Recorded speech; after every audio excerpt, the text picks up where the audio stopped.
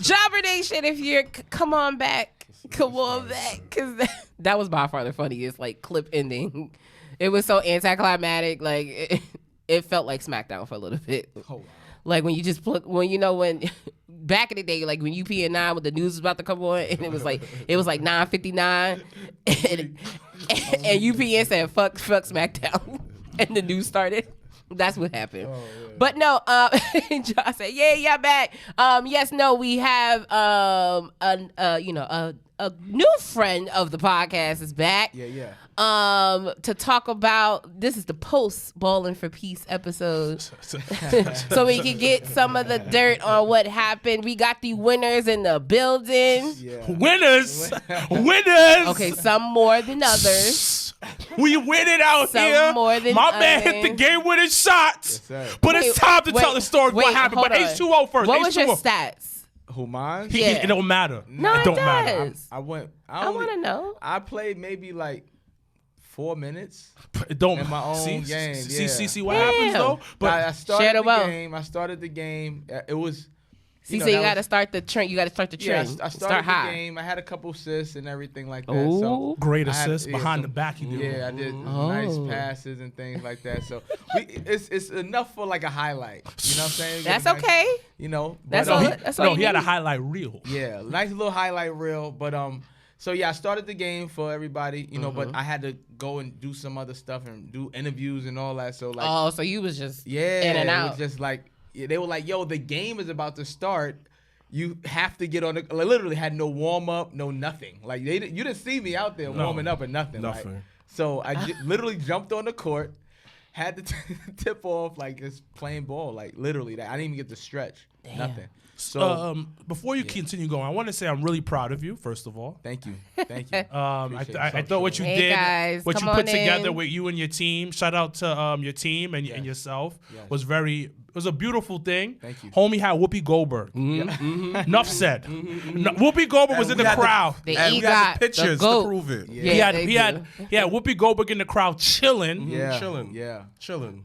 Lackadaising, enjoying her time. And she spent a good amount. She spent majority of the game there. She did. She was there. Cheering too. Number two, I want to say is that he literally brought out Black Instagram Hollywood. Yes.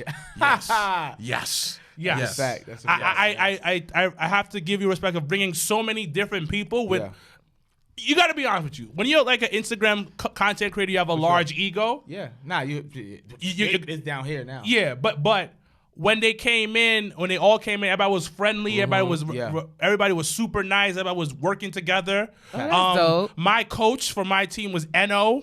Yeah, NDO champ. NDO champ. Yeah, the big. So let's talk. But before I continue, I want to literally, that was like before and after picture. So literally, this man is brolic as hell. He's wild. Kind of shorter than I thought he was. Yeah, me too. Yeah. But he's the IFBB Pro bodybuilder. Usually they're not that tall. Yeah. So we're gonna do story time real quick. Okay. So he gets in. I was like, yo, I'm about to start this. He said, no. This is what we're doing. So H2O goes like, make sure everybody plays until the end because at the end it's gonna be game time. Yeah. So it was 2 halves, like in college. Like in college. Okay. So 2 halves. So he's like, everybody goes in for 5 minutes. We're gonna do a starting 5 minutes, 5 minutes, 5 minutes. Don't forget the dunk contest they had. Oh, by the way, we're gonna get to the dunk contest. I was fire. So first things first, it wasn't just influencers there, it was actual ballers. Yeah. Like, I don't think people understand. It was ballers. You have to do that though. Like it was D1. Yeah. People who played NBA, overseas, NBA, former NBA. Like, I don't think people understand the level of when you at D1. No, that's high. And when you play in the NBA or overseas, that means you are part of the 1%. Of ballers. So we're gonna continue. So my man H2O said, make sure everybody plays. So Enno's like, hey, everybody gonna play. Everybody gonna play. Then he goes, all right, you start first 5 minutes, and then you go ahead next 5 minutes. And no one challenged him. Yes, sir. Nobody challenged him. Nobody was gonna say a word. Mind you, they have a 7-footer, B. No, he wasn't 7'4". He was 7'6". That man was Yao Ming, but black. He was a globetrotter. They call him too tall, right? They was calling him too tall, but his name's Shagari Ali. He played with Kentucky with Rondo. He was on the same. So you see what I'm saying? Ballers, elite. Yeah. So too tall gets on the. He's starting. Too tall. This man literally just hops up and dunks. Yeah, I was gonna say like just get the ball. It was a try though. You should try that all. It was type ridiculous. I don't think he has to try it. So we continue. You have to say, if he really had tried, he would have hurt a lot of people. Yeah, I was about to say, but he probably could have hurt himself if he really tried. Like you being that tall, like look at Zion, like you being that tall, like. Zion. But I'm just saying, like Mariah Mills. So we'll continue the story. You're an idiot. We'll continue the story. You're an idiot. We'll continue the story. You're an idiot. We'll go back to the basketball. Because my man H2O did some fly shit. Yeah. So first 5 minutes is starting, right? Mm-hmm. We lit. Yep. We down though. Yeah. Down. By how many? I think we were down by like at least 8. Yeah. We down. We were down. Well, so and again, I wasn't there to watch the game. Like literally the first couple minutes, first the sub, I left. Like I went to the bag, had to handle some stuff that was going on by the vendors and stuff like that. So I didn't even get to watch the game. Oh shit! Like even the event, I don't get to watch any of this stuff. So once again, side note, he had some fly vendors there. Yo, fire. Fly vendors, man. Yeah. That's why I got this paid in full hat. That's hard. Shout out to you, B. Yes, you know. sir. Oh, that's dope. Where'd you get that from? With that vintage? Yeah. We had a lot of hat he made himself, B. I didn't even get to see it. My Son. God, man. Son, I got. They should have brought you something. But it was fly. I'm gonna tag. So first 5 minutes, then he puts the second unit in. Now the second unit was different. You ever know who got it named Fresher? Wait a minute. Don't even get me started on Love and Hip Hop. Annoying. Yeah. So he gets in the game. He gets in the game. God. This motherfucker starts cooking. That nigga I said, this rapper influencer motherfucker can cook. Yeah. And then we put this. There was this. I forget his name. There was this chunky boy, little light skinned chunky boy. His name Fat Boy. God, the Fat Boy. Yeah. So he was a mini Escalade, B. He was mini Escalade. He was, and they hit 2 threes. Yeah. Boom, boom. Yeah. Water. That got you back up? We got back up. But we still down. Then the third unit came in. And it was this older white guy. He knows you. Scott Farrell. Scott, what does he That do? name sounds familiar. He's a radio person now. He used to be on the Howard Stern show. I was gonna say that name sounds super familiar. The raspy voice. Super nice guy. He comes in, and then he put this other like Caucasian gentleman in. I forget his name. That's Alex. He's the one who he owns Wooter Apparel. He's the one who sponsored the uniforms. Oh, shout out to him because them uniforms is Chris. Well, we made the uniforms. We made them design wise, but they printed they them put okay. for us. Well, thank you for printing those fabulous And then he jerseys. And then he had this Sue Bird chick. What's her name? Sue Bird. On that you know who I'm talking about. Oh wait, Hannah. I think Hannah O'Flynn. Yeah. So where's she from? She's from New York. She's from New York, D1 player. She worked with ESPN. and all that. She does a lot of dope. So they came in. Yeah. So it was like the Great White Hope on the team. Wait, so when they subbed in them 3 whites, did the and other Fresher was on the team. Yo, 3 whites goes crazy. No. But I'm just saying, like, did the other team sub in an equally amount of white people? They did it. They did it. They did it. Oh, okay. So then, I just need a visual. So then, it was 3 Fresher and somebody else. I forget who it was. No, and the Fat Boy. Yeah. And then. This is when things went downhill at this point. Hannah crossed up somebody. Yeah. Crazy. Like straight. Like, did he fall? Almost. He like she went in, brought it back. And he was like, he's still on it. She brought it to the right side, brought it to the left, and then boom, boom, boom. Homie was like, oh, I don't know where to go. In the blender, smoothie status. She goes up. She misses, though, but we catch the rebound. We back in it. We tying the game up. The other team, though, had some ballers. Yeah. There was this older cat. I forget his name. I think he played D1. I think he played in the league. He reminded me of like a Sean Kemp.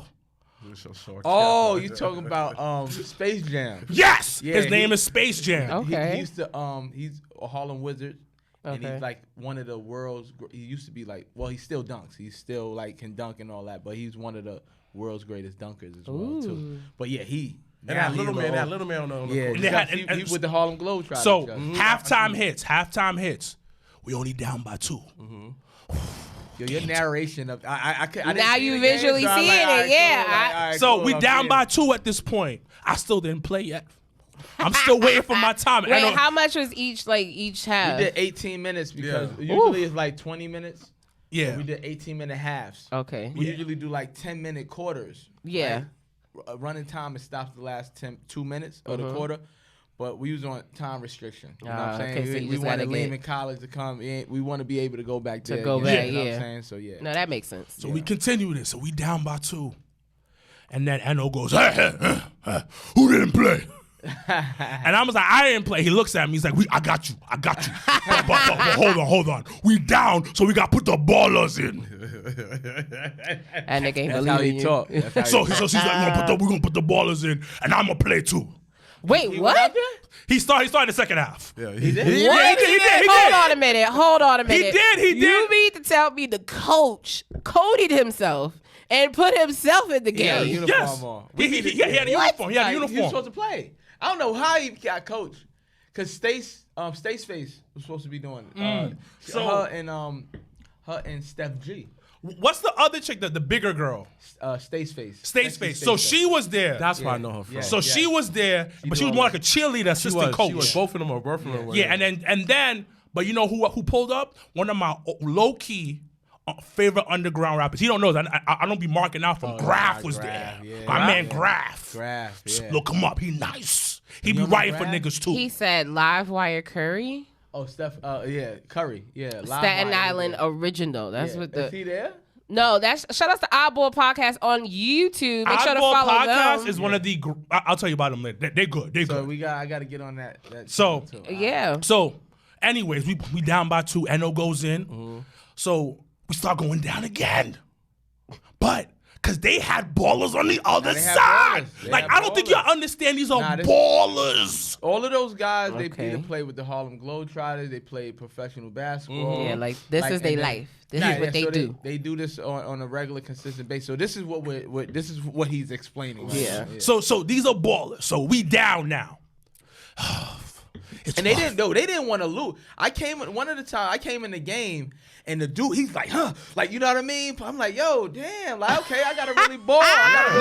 People came there to ball. Like, it was the competitive nature I was gonna say competitive. Nobody want to lose. No. So we there, right? We down by 2. Eno, he playing. We doing all right. We keeping pace of what's going on, but we still haven't taken over the game. And then your boy came in. Then it was my time to shine. It's time. So we get in. Team catches up. We tied up right now. And I get in now. It's game time. And I'll go, you didn't play, right? You go in. I said, I got 2 minutes. Because he gave me a time. I got 2 minutes before the ballers go in. 120 seconds. I am doing my thing in these 2 minutes. So, all right, we go in. Back to back shots. But you know what happens, though? Wilkins is in the game. And then Shorty gets a rebound, one of the influencer chicks. Shorty, and I mean a female, I do not care. She gets the rebound. Equality. I said, oh no. I'll get on top of her. Foul. I said, don't matter. And she get on the line. She looking at me, I look at her, I say, you ain't gonna make neither one of those. And she missed both of them. Facts. She did. Big facts. We go down the court. We score again. So we tied up. So I got one. I got I'm about to say you got 30 seconds. Oh, I got 30 seconds. Your time coming down. So the legend that we calling from Harlem, the one we talked about before, Sean Kemp-ish, looking like kind of Glenn Rice-ish, the way he moves. Yeah. He goes up. He shoots. Goes up for the rebound again. I'm down the court. I'm a half court. At this point. I'll run down there. I'm attacking him. Foul. Slow down the game. I get more time. I get more time, guys, because I slowed the game down. Game clock is stopped. He's being strategic in his time. Nina Venus played in the game. Whoever said that, please put your name. Because we can't see who you are. Yeah, that's Nikki Avery. Oh, okay. Whoever that said, that's the homie. Professional ball overseas. Is that Avery? Nikki Avery. No. I'm about to say, is that Avery Johnson's daughter? No. His last name is Johnson, but they call him Avery. Not everybody. So related Now, homeboy, he gets on the line. He looks at me, says, but I know he ain't gonna make it.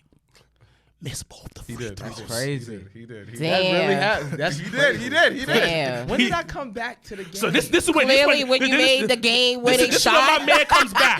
This is when my man comes back. We down by 2. We was down a little bit more than that. Okay, no. Now we was down a little bit more than that. It was 4. Yeah. But those free throws would have put us even more of in a deficit. Yeah. Okay. Slowed down the game. Mm-hmm. So then, my 2 minutes is up. I'm got dead ball. I go back in. My H2O gets back in. Did you touch the ball at all? Pause. Of course I did. Okay. I just needed to know if you had touched the rock. We get. So now I come back in. We down a couple points. So then it was me, a guy named Leaky Roof. Leaky Roof did the throw off the backboard and I remember that. Yeah. So he did threw it between his legs, threw it. So now we down. So me out of nowhere too. Yeah. Me, Leaky Roof, Scott Machado, who used to play with the Lakers, Aaron Problem, and who was our fifth? I think it might have been Devin Curry. Devin Curry, who they was talking about from Staten Island. Okay. So that was our 5, in the game. Oh, ballers. Yeah. So Devin plays for the Harlem Wizards. Leaky is one of the most viral people right now. He's playing all over the place. Me, former professional basketball player. Scott Machado, he's still playing overseas and things like that. He actually played in Russia this year. Crazy. Whoa. I don't know. I don't know. That was random, but it was crazy. How did he even get back? He got back. Shit. So I heard he ain't had no weed. Yeah, he ain't no weed. He had no reason. Why? So what? I'm just saying. Anyway, so at the end of the game, Leaky's like, "Yo, we're not losing. We're not gonna straight lose up this game. Not happening." He did that play. Boom. Crowd goes wild. Go crazy. We down 2. Another possession, we get a stop. I'm strapping up the little guy, Just. I gotta go play defense on Just going. He's a little person. Yeah. Oh, okay. Yeah. But what I want to tell a quick story because he kind of, Mr. Commodore. Yeah. He kind of, shook him up once and scored on him. He shook up Commodore. Yeah. So Commodore, the next play, Commodore fouled him, so don't ever play me like that again. I heard him say that on the court. court. Yo, Just would have got MVP. He would have got, because in the last couple of minutes, he had 7 points. Shit. Shook up Scott Farrell, hit a deep 3. Oh, shit. It was his MVP. He would have won MVP. If they would have won, right? You know what I'm saying? But so coming down to the game, we get another stop. We make another play. We're down 2 now. Mm-hmm. Somebody shoots my guy Problem. Aaron Problem taps it in. Game is tied now. Game is tied now. So they go down again one more time. We get another stop. Okay. Defense wins championships. Defense. We get another stop.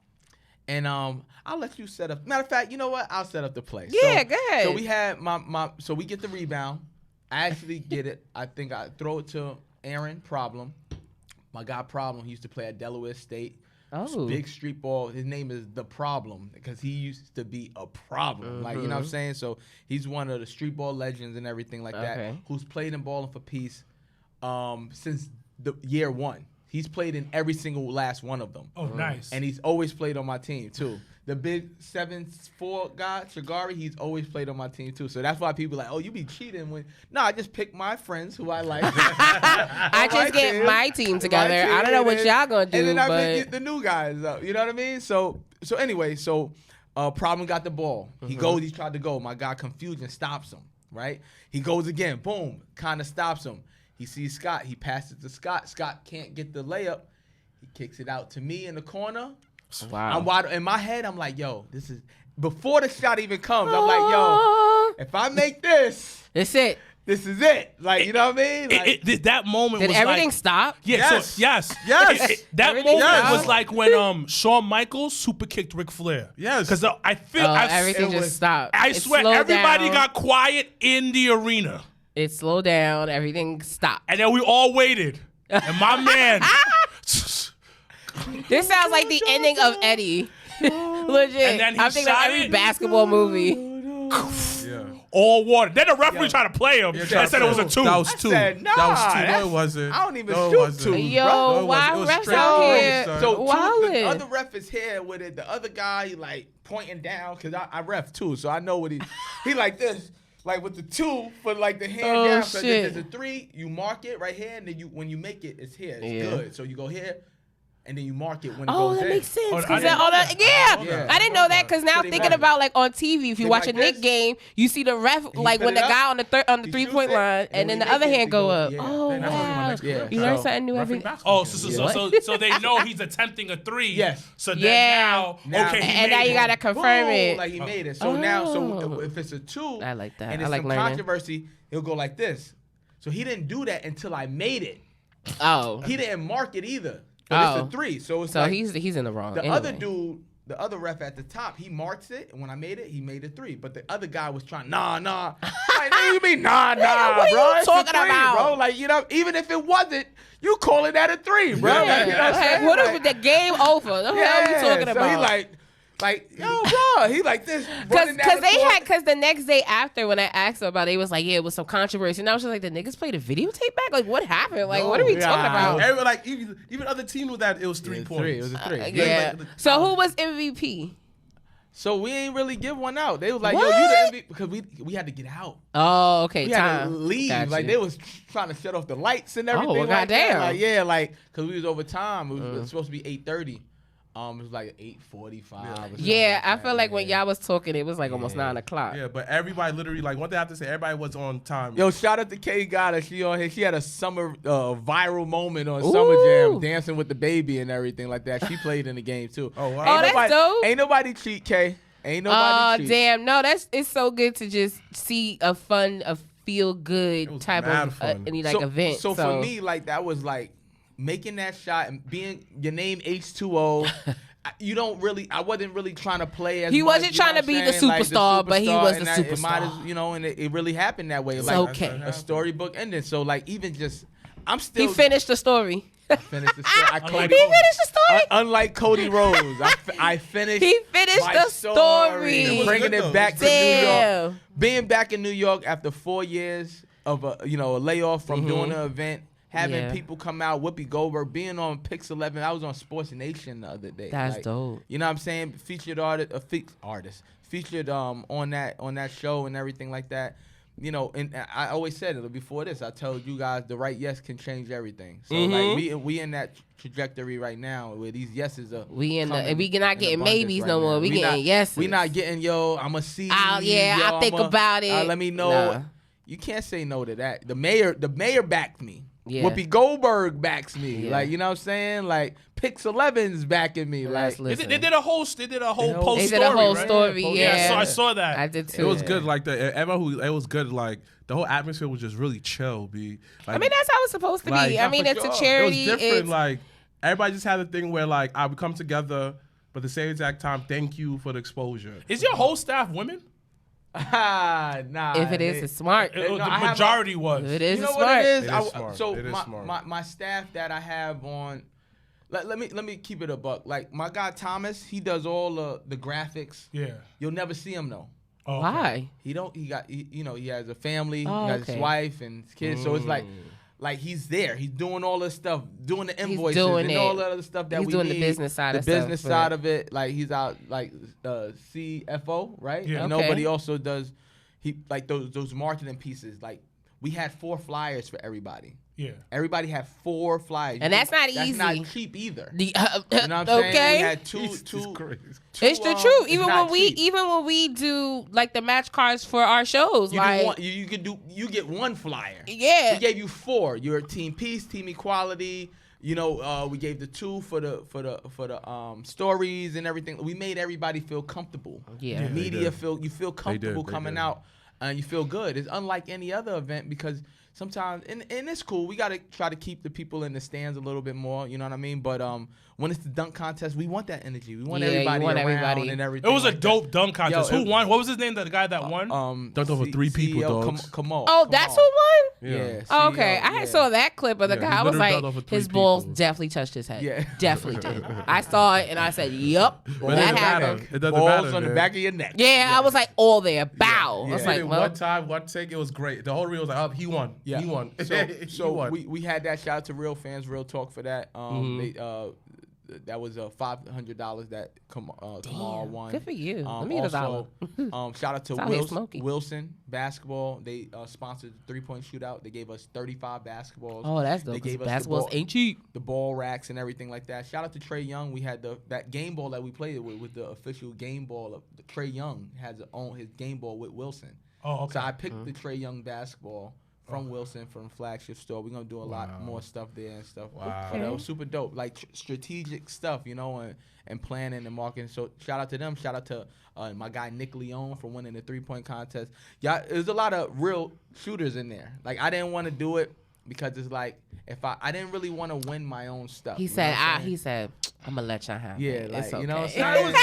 It was a the modesty in this man. He said, you know what? I know I'm nice, but I'm gonna give y'all. This is for y'all. No, it was a really Which is dope. It was a really dope event. The people there were super nice. The reason why I asked her, because the majority of people that I saw that were helping me out were mostly the women. And then, so I get in there, I arrive, right? I do my Jordan walkthrough. I cannot. When Dre, no, he's for real. Though. When Dre sent me the posted video, I said, did he just do? And he didn't even have a suit, so I was actually really disappointed in you on that one. I said the one time I would think he would wear the suit, he didn't wear the suit. So, but he did the walk in. I said, this one here. Yeah, but I had a champion though. He think he on ABC. Yes, I was ABC, NBA on ABC. So I get it. That's exactly what I played in my head. I get it, and then Shorty's like, you want to donate? I was like, I donated already. She said, you can donate more. I said, what? I said, I don't got no cash. She said, we have four things you can choose from. Cash App, Zelle, Venmo. Yes. Listen, electronic changes everything. It changes the game. You can't say no. So that was one of the major things. Say no. You can't, because we had Cash App, Zelle, PayPal, and we also had Venmo. Yeah. So you got one of those. Any one of those. That is true. That So, is yeah. true. And guess what? And I know you didn't come alone, so I know somebody that you with got it if you don't. That's so a fact, 100%. No, because even when we do the wrestling shows, like I had at the beginning, it was just like online and then like cash at the door, and then we had to evolve. So it was like, nah, I got Cash App, I got Venmo, I got PayPal. So y'all figure it out. Even in church, they pass out a collection plate. That's what I'm saying? You got and it. they tell you that, this is our Cash App. Yeah. Churches is on Cash App now? Yeah, you can't deny it, man. Whoa, listen, when I saw Mr. Softy with the Cash App, I said, it's a different day and age. It's a different time. I actually wanted it to be a cash list event. But we'll take some people cash. like, Some yeah. cash. Yeah, I was about to say, cash is still good. Cash is good. It's super devalued though. Like, you know what I mean? It's like a burden to have cash now. You get robbed, right? You know what I'm saying? Yeah. Nobody want to have cash. I got a load of why do you have a load of money? But thinking about it though, like how often do you hear now people getting robbed though? Outside of celebrities. It's rare because nobody's carrying. I may carry maybe like $50 on me. You want? And that's a lot. That's a fact. But if you want $50, here's 50 cash. Like it's not gonna hit me the way you think it's gonna hit me. If you want to steal my cards, I'm gonna turn them all off in a second. Right? You want my coins? Because I keep a bag of coins. Like, you want some coins? Here you go. Here's some coins. Cash. No, my grandmother always told me have $20 at least cash. Yeah, at least. At least minimum. And 4 quarters. You know what I'm saying? She was old school. She was like, so in case your phone die, you need to call somebody. The deli over here, they give you 4% discount if you pay with cash. Because they need it. Oh, wow. Look, he out here making it rain. You know what I'm saying? I'm saying here, like, what's going on here? You gotta carry a couple cash. So, with now Bowling for Peace, finish, it's successful, what's next in store for you? So, we right back to it. So, right now, we're like gathering the content. There's a lot of people out there. All y'all media people who came out there, we need the content, man. You know what I'm saying? Yeah, turnover got to be fast, guys. Yeah. So now we're gathering all that, but the social impact that it has is when everybody's posting and sharing and everything like that. It allows us to be where we supposed to be. You know what I mean? To get in the eyes and ears on what we actually doing, the good stuff that's happening in our community. The next event is going to be softball. We're playing against NYPD. Okay. Across the street from Yankee Stadium. That's going to be July 30th. So you hear it first? Yeah. So this is like, I feel like this is really now like the Jobbertears weekend. Like this is outrageous. So Sunday. Y'all got our Saturday, right? JobberSlam 3 is July 29th. So we come. So it's the come night out. before, and then actually the next day is actually NXT's pay-per-view. So we're actually gonna have a viewing party. Okay. The same day as the next So day. we can do that the night. Yeah. So no, if you guys are doing daytime, During the then y'all day. could come to the Yeah, bar, yeah. come hang out, come have a drink and stuff like that. So yeah, and it's try a to really stop good by. time and it's so funny because we waited. I'm trying to get Titus O'Neil to Ooh, play WWE ambassador, global ambassador. We got to go for He those may people. do it. Yeah, we gonna see. My guy Wendell, who writes all the press releases. We're both big wrestling fans. We actually wanted to come to. I might go to the show and we might dress up like the Dudleys. As I'm you black should. and he's white. Oh, shit. We're gonna dress up like the Dudley boys. And As stuff you like that. So, should. I'm gonna do that. I'm gonna mark out. So I'm a complete mark out. No, and as you do it. should, because as I haven't been in a mentioned, while. next weekend, Battle Club Pros, do the fight thing too, where SirWilkins will be the ring announcer for the show. Clap, clap, clap, clap, Shout clap. out to Tay. She came to the viewing party for Royal Rumble. Oh yeah, She was like, right. yeah, She was yeah, at the she bowling was at the for bowl- Pete. yes, I remember yes. seeing, but Yeah. I'm very much like if you don't talk to women like that. Yeah. Because he don't want to get the wrong impression. He don't. Yeah, wanna, yeah, Yeah, No, no, no, he's no, right. no. He's right. He don't want to. right. He don't. He's right. Yeah. Like I saw her. He's very particular when it comes to You that. have to. Because I saw her and I remember her vaguely, but I was Yes. like, I don't know if she's with somebody else. I don't want to go, hey, I know you. Yeah. And And she's then like, that's a whole conversation off camera. With me, Nigga. with me. Don't- yeah, But, so I was like, hey. But next Saturday, once again, tickets are on sale for Battle Club Pros. Do the fight thing too. You have no excuses, dogs. Father's Day weekend, though, we got a 4-pack, P, for $100. So grab you and three of your friends. Oh, you know what? You take your dude that you call Bring daddy. your You kids. feel me? You bring your Oh, kids. I don't- You feel me, though? Mommy, you know what? You want to get away from daddy? Go to wrestling with the kids. You feel me? Give him a weekend by himself. And next, he gets to barbecue me. As the cheapest gift, you give the dad. You know, he's with his kids. Yeah. You know, and wrestling for $100. The 4-pack for $100. Yeah, no. What's the deal? So you get is Four So it's tickets four tickets for $100. 100. tickets Yeah. for So we $100. started doing. This is like the trial period because I wanted to see how well it would do for JobberSlam. Because what ends up happening, because I work the door. Yep. Because clearly no one else trusts the money besides me. So when I'm there and I Are see you, like are multiple. you a good door person? Yes. Yeah. Yes. Absolutely. Yeah. Yeah. Yes. Yes. You have to steal her for our Listen, I'm here. Listen, I'm here to help. No, my dog girl, like these are very vital pieces. Like It my is. dog girl used to, her name is Robin, but she moved to Atlanta, like everybody else. Oh, did. everybody else. So she moved. So you know, you mentioned, you work with a lot of women. They get the job done, man. Yes. Yeah. They get it done. Yes. So you know, Yes. my so- girl Judy, Yes. Asia, Yes. everybody, Tay, everybody. Nah, like, shout outs to listen. It And there's takes no a egos village. about when they're with women. Like, you have a 100%. conversation looking like, let's say how that you had an argument and like you get a little heated. Yeah. They go like, okay, All right, cool. you need to calm down. Yes. But I understand what you're trying to But go. Even with me working with men, like even in my age, right? In my age range, this is more like, yo, if he did that, I'm gonna do that. I can do that too. I could one up. I wanted he, in a sense of, he did that. Like if he's on my team, I'm gonna do it too. And it doesn't come off. A lot of the times it's like that. Like, yo, I could do that. If Agent Glow could do it, like I'm because gonna like do that. reason why I made the face because I took it as like because like if you're doing something, I'm looking like yo, he's doing something for his brand. I can do the same exact thing. And like if I see it as this, if she's winning, That's how he's men- winning, you winning. I can Yeah, win in we're life all because winning. we have one thing in common. We all human. 100%. So that's how I see No, it but though. a lot of people They don't think they that don't way. do the same thing as you. Yeah, they That, want to like, do the same everybody's- exact thing. They want to do a celebrity game. Like, you know But what I'm saying? their work ethic It's and, not like what they this. put into it is not the same. So so as I mentioned, SirWilkins will be the special guest ring announcer for the show coming up next weekend, where he will be telling everyone what our main event will be for JobberSlam. So once again, tickets will go on sale for JobberSlam that night. So Look at make my sure man to Yaya stay versus Techman. tuned. Yo, Techman. It's gonna be a really good summer, and I'm really excited about JobberSlam because when you mention like doing something and you seem kind of like wanting a one-up. It was never that with JobberSlam. It was always like we just wanted to do something like for us, like something like where like people didn't feel like they didn't get the opportunities or they didn't feel like they were being not looked at. And I'm really excited about JobberSlam this year because there's a lot of like younger talent that will be on and be able to showcase themselves, and that and some not even from New York. So it's going to be a really good time. It's going to be a good summer. But all right, I guess we can talk about some wrestling. Oh, don't forget, we have a big summer coming up. We got BlurCon and everything like that. Oh, yes. Oh, well, information will be on that very soon. We're working out here. Dr. D tells me. And it's going to come true. I'm going to lock in with y'all with everything y'all got. No, we appreciate it. Same for you. Like, whatever is needed, because that's how you build. I'm going to come to the softball game. That's how you build. Yeah. Actually, though, I'm going to go to the softball game because I like this being outside. It's going to be dope. It's going to be real dope. We playing against NYPD.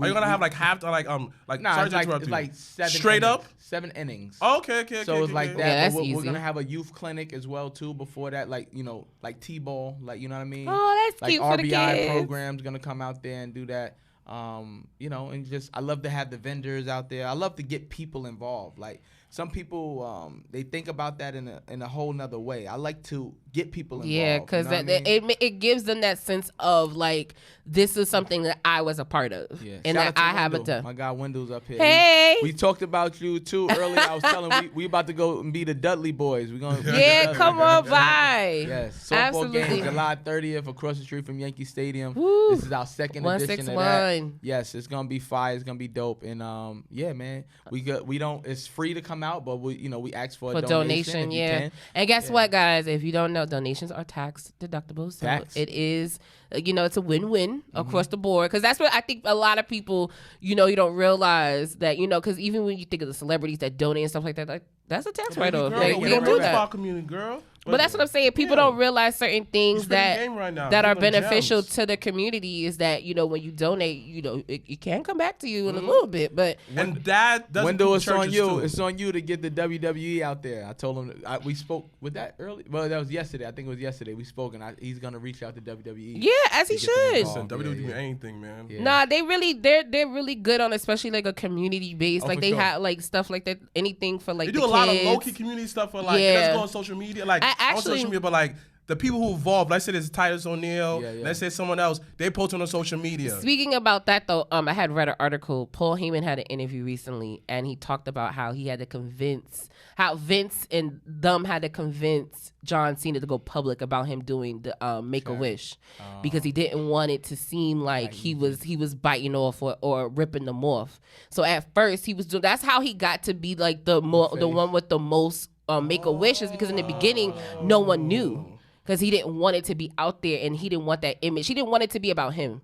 So they had to convince him to for him to be comfortable. So it's like, listen, that's why he has people the most wishes right. of all time. So that's why like people like him, like they had told him like, listen, you should talk about it because people are gonna appreciate someone like you doing it and the way that you're doing it. So I just find it. So I just find it. So it was funny. I saw another video the other day, Austin Theory doing a meet and greet. And the kid marked the fuck out. Like, he was just like, he was so hyped to meet him. And those are the moments that you live for. Like, you want to be able to give back to your fans and give back to the people that support you. So I think it's really dope. Fabian Fields, I wish I did JobberSlam in LA. Oh, listen, that would have been a very hard thing to do. LA is different. Yeah, very.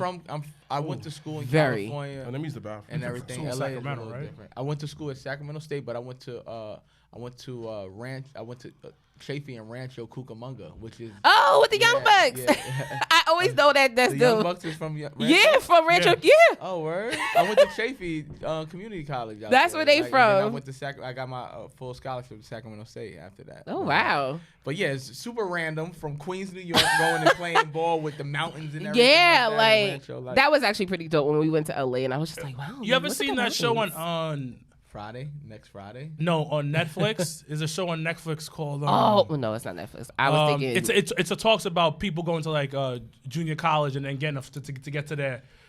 Matter of fact, one of the dudes actually went to Sacramento State from that. I saw it. I know what you're talking about. But it's a grind, bro. Playing JUCO ball because it's also like getting recruited all over again. I went my first junior college. My story is insane. My basketball journey is insane. I only played 1 year of high school basketball. Whoa. I played 1 year of high school basketball. My senior year, I didn't tell this story, but yeah, I only played 1 year of high school basketball because my freshman year I went to my middle school. It was they used to have the 9th grade. Oh, it was one of those. Junior high Okay, school, where 72. high school didn't start until 10th. Till 10th. So it was Catherine and Count Basie. Lloyd Banks went to my middle school as well shit. too, but he's a little older than me. That is hilarious. So it was 134 in God Brewer in Queens. I know you're talking about. Yeah, so 72, Catherine and Count Basie. They used to have the 9th grade. So I stayed. So that was a wasted year of high school. Oh, so yeah. My sophomore year, I went to campus, Andrew Jackson, campus magnet. Mm-hmm. I broke my left wrist, like playing in Allen Gardens in basketball. You know these places. My junior year, I broke my left arm. What the fuck? It's craray. Wrestling Type of wrestling with my sideboard boy shit you are. Keith Bussey. I was wrestling with him. I'll never forget that. Broke my left arm. So I only had my senior year. I had to ball out. I wound up going to junior college. I didn't have the grades. I went to Sullivan Community College, which is a Division III junior college. Yeah. Upstate. In Lock Sheldrick, New York. Did you get a scholarship there? Well, there's no real scholarship. It's yeah. Division III. You just there. A hell of a financial aid package. Like I was, See, that's what I thought. So my boyfriend went to Andrew Jackson. I told him that 2 weeks ago when you was here. Yeah. I said, I think he went to the same high school as you because he got the green hoodie. Him and his mom went to Andrew Jackson. My mom, my aunt, my uncle. Wow. So I was supposed to go to St. John's Prep. My coach, Charles Grammy, he was the winningest coach in PSL history. God rest his soul. He passed away. Now Niclario, Ron Niclario from Cardozo High School. He's the winningest coach in PSL. Well, Cardozo had a. Yeah. Oh my God. But Campus Magnet was the team. You know what I'm saying? But anyway, make a long story short. You can't have an Andrew Jackson era. B. You can't say. Well, I didn't go. I was Campus Magnet. I was after. It was a smaller school. Wait. Was that the first school that I went to get to? That's the first school in Queens that went to Magnet, right? One of them. Yeah, 50 Cent went to that school too. Yeah, he did. What was the one you and Brandon went to?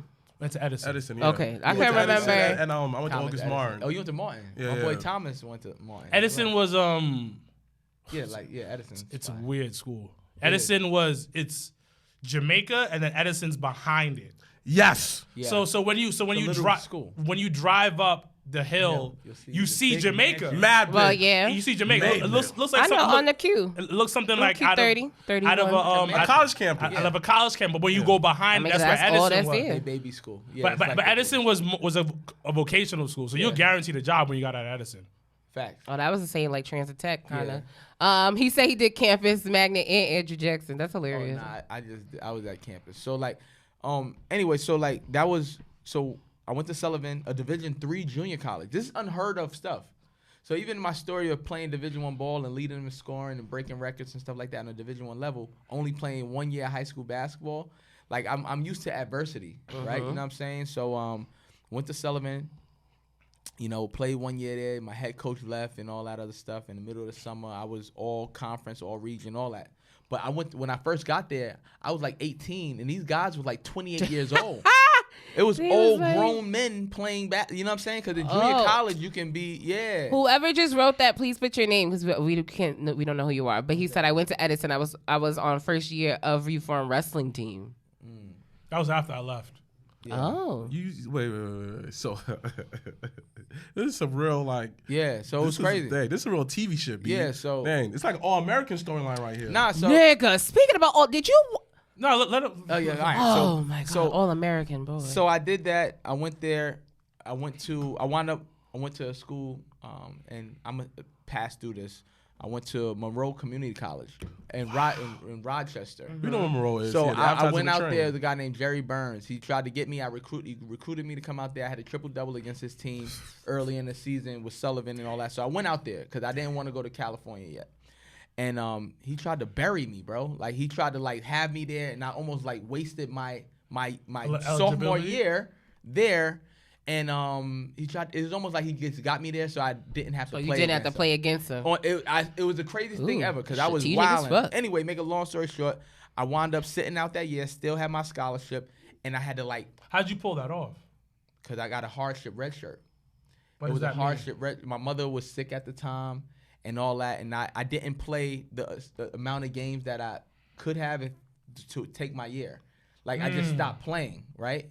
He was trying to, I saw the writing on the wall. I'm like, nah, I'm not about to sit here and waste my year here, and I'll never go to Division I after that. So anyway, I had to do the intramurals, like work out with my football team, homeboys and everything like that. I had to like literally create my own workout regimen.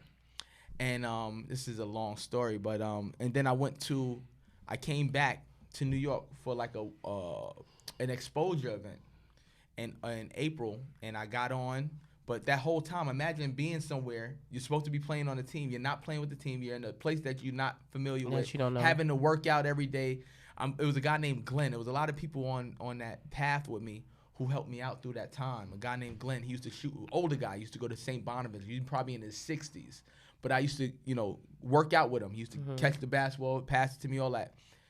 And I'm remembering all this stuff now, man. But anyway, I didn't play there.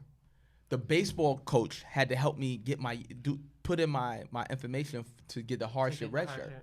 Oh, that's dope. He didn't have to do that. He didn't have to do that. The head coach of the basketball team, he was not trying to help me do nothing. I moved out of the basketball place. I went and lived with my guy named Wait, G. I got a question because do you do anything towards him other than bust his ass in basketball? Outside of you took care of business. Outside of you take care of business on the court, do you think you did anything to him personally for him to react like that? Nah, he was just like that. He was just a dude like that. Even if he didn't like something about you, like Thibodeau, he's probably like that. Tom Thibodeau's probably like that. The New York Knicks coach. Yeah. Mm-hmm. If he don't like your style or something like that, you gotta go. Maybe he's not gonna play you. So it's like Nate Robinson. That was somebody else. That happened with Nate Robinson though too. Nate's a great player. You know what I'm saying? He wasn't able to play. Coaches can literally make or break you. Yeah. I was always when I coached, I was a player's coach because I understood, like, yo, if a coach give you leeway, say you turn over the ball, you coming out right. Nah, nobody want to play like that. So anyway, that dude, he had something else going on with him. You know what I mean? But I was there. It literally was nothing I did to him. It was preseason time. But I saw the writing on the wall. So I'm not about to sit here after being all conference, all region somewhere else. Right. And waste my year there. He could have killed my basketball career. Your whole shit. So I wound up going to had to play intramurals, do all this other stuff just to keep myself going. And I wound up going to a school called Chafee in Rancho Cucamonga, California.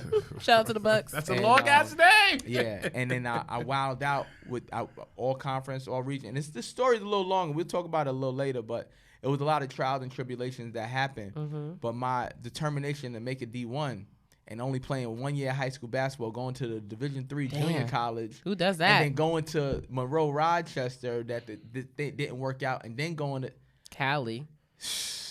So it was a lot. That's and then I did it, and Sacramento State was the first school that I actually played 2 years. Solid, back-to-back, 2 years in a row. And I was run-up for newcomer of the year my junior year, and I led my team and broke three-point records my senior year and led them in scoring and all that other stuff. So I'm always been used to adversity. You on the record boards over there. So, like, that's what it is. Like, that's my basketball journey. So that's why, like, when a lot of things, you got to overcome them, I'm like, let's do it. Let's make it happen. Let's figure it out. Yeah. Man, that's not inspirational, ladies and gentlemen. I don't know what it is. Yeah, y'all got that story, man. Just because, like, when you think about it, like, everybody has their own journey, their own struggle. And just to be, all it really takes is, I think it's dope because it was that one person that decided to help you in that instance. And that sometimes it's all it takes is that one person to just change a flip of a coin for it to be something of that nature. Like, even with us doing the podcast, all it took was his idea to do it. And then now 4 or 5 years later. Yeah. Literally, like, circumstances. Yeah. Like, you should have went to Puerto Rico. You should have went to Puerto Rico. The downfall. The beginning of the end. You probably look around. It was the beginning of the end before he went to Puerto Rico, though. To be fair and honest. We can laugh at it now. It was actually hilarious. What happened in Puerto Rico? No, so the way that we started, we actually were a part of a different podcast moons ago. And I wasn't the moderator at the time. So the moderator at the time went on vacation and we needed somebody to fill in. So he says, "Oh, let me ask my brother." and you be the moderator since you know how the show runs. I said, cool, not a problem. He always thought I should have been in that chair anyway. So I was just like, cool, get your producer on. I'm here for it. So we do one episode. Everyone loves it. Everyone's like, yo, this is so different, so dope. Like, what's going on? And then the next week he wasn't there. We was going on with the other person because the other person had came back. And then it wasn't too long after that we stopped doing that podcast, and then we created the Jobbertears podcast. So it was really same thing happened to Drew Bledsoe, and then you see what happened in Tom Brady became Tom Brady. Drew Bledsoe, he still can suck it though. You know what I'm saying? And he wasn't a bad quarterback. He's nice. Nah, Drew Bledsoe was that guy. No, he was that guy, and then he wasn't that guy. Nice, but he was still nice on the Dallas Cowboys too. Because Belichick said, I got something on my back. What worked is what worked. And then it just had to be the right time, in the right place, the right time. And people don't really believe in that, but that is like the legit truth. I mean, so that worked for you guys, and I mean, y'all wouldn't have came together. You know what I'm saying? So, yeah, I mean, the first year was rough. Rough. Yeah. Like, I'm talking holes in walls. Rough. Yeah. But well, I was on a show called what is it called? Shit. Fuck it. I can't even. On a show. I was on a show, the Madhouse Radio Show. I had like this is what it was like a podcast. I had like Gilly the Kid on the show. I had like Cortez, Math Hop. I was as guests. As guests, I would get all the guests. I had my homegirl DJ Desm. I brought in a DJ. Oh, that's dope. We had Boogie Dash, who was Dame Dash's son. Mm-hmm. When he had the cookies, he was selling cookies. Oh, okay. Cookies and everything like that. I had a lot of battle rappers because I used to watch a lot of battle rap when I played overseas. So I used to watch all the YouTubes of battle rappers. So that a lot of the battle rappers was a lot of the people I had at my first celebrity game too. Like T-Rex, Math Hoffa, all these other guys. I had it like that. But I was on that show, so I know how it goes. But I was bringing all the guests. I was just using my resources for that show. And it was my guy named Will and Omar. You know, both from my neighborhood in 119 in Merrick. Okay. And it was just, I came on as a guest. And then they're like, yo, you're like dope.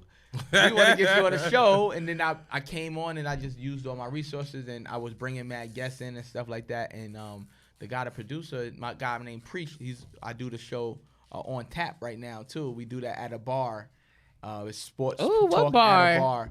It's called That Bar. Literally. Brooklyn. In Brooklyn? Yeah, it's right down the block from the Barclays Center. So if you go on tap show, we have a couple of viral moments in there, but we got to be. You have to be consistent. Yeah. You have to do it all the time, and that's what I be telling people. Like, I'm cool with doing this stuff, but if it's not consistent, then what don't are we waste doing? My time. Like, you know what I mean? I can go and we can get, sponsors and all, because that's what needs to happen. But it's just that you got to be consistent and do what you got to do. So I know the grind of putting together a show and everything like that. And then I was on another show on iHeartRadio called The Day Off Show. We used to do it Saturday mornings and have people come in and everything. But if you're not consistent, it won't work. So that's why, like, with y'all are right there. You know what I'm saying? Y'all are doing what y'all should be doing. And again, you just need just keep on doing it. Yeah, like just keeping viral moments. And it's funny because every year before the year starts, we always have goals and we always have that conversation of like, what is it that one thing you want to do during the year? And 2 years ago, before the pandemic, we all was like, yo, we want to do a wrestling show. It started out as a joke. Yeah, like it was the funniest joke ever. Like it was just like, yeah, let's just if all these indie people could do it, why we can't? It was that. But here's the backstory of the JobberSlam. The original JobberSlam was in a bar that we do wrestling now, wrestling viewing parties. Like Legends? Yes. Yeah. It was the original JobberSlam. You had a wrestling? Yes. So this one, his brother did a whole skit leading up to their match at Legends. Yeah. Like, I fought him in he fucking almost broke his arm. He fought me at the bar in the bathroom. It's happening. Yeah. Yes. No, seriously. Oh my God. In 7-Eleven right there on 34th Street. Yo, that's nuts. And it all led up to that. No ring in the bar, second floor. So how did the street fight? A barroom brawl? No, it was the back room of a bar brawl. But this one breaking his arm almost, dislocating his arm in the mixture of that. God. And shit like that. So, but it was more of just like, and it was Survivor Series weekend. It was just more of us just like inviting people to come out, support. Now y'all got it lit, man. So that was the email blast is but crazy. It was stupid how it started, and then it came from that, and then it was just like, nah, we should. That was always my ultimate goal. It was like, yo, we need to do a show. Like, I think us doing a wrestling show, no one's really ever thought about a podcast really doing that. Yeah, and also a podcast of people of color doing it. So that part, it was it was super important, and then we already had built a relationship with Joakim. Don't forget the barbecue we had where we did the live show, so we did that. But we had the relationship with Joakim and Battle Club, and that's kind of how that started. And then, that's. Look, he's hitting himself. He's hitting him. They're trying. Look, he's dragging him, but not dragging him. Nah, that's crazy. Look, everybody's confused. This is the 7-Eleven on 34th Street. Look, hit him with fucking shit up, dragging him out. Yo, do they know? No, we never went back there. Never went back there. Yo, so you didn't like coordinate that with 7-Eleven? No. This is the second one. No. Oh, he's in the bathroom at Legend. He bust his head open with chips. Hold on. He's Not taking the a bathroom. Hold on. We may have to go back to these being the skits for. That's what we should do for this year. We should have everyone reenact New Jack scenes. Look, he getting his lick back with the with the pee-pee hand. With the cape, the Nacho Libre cape on. What the fuck going on here? How did we get away with this? Fake.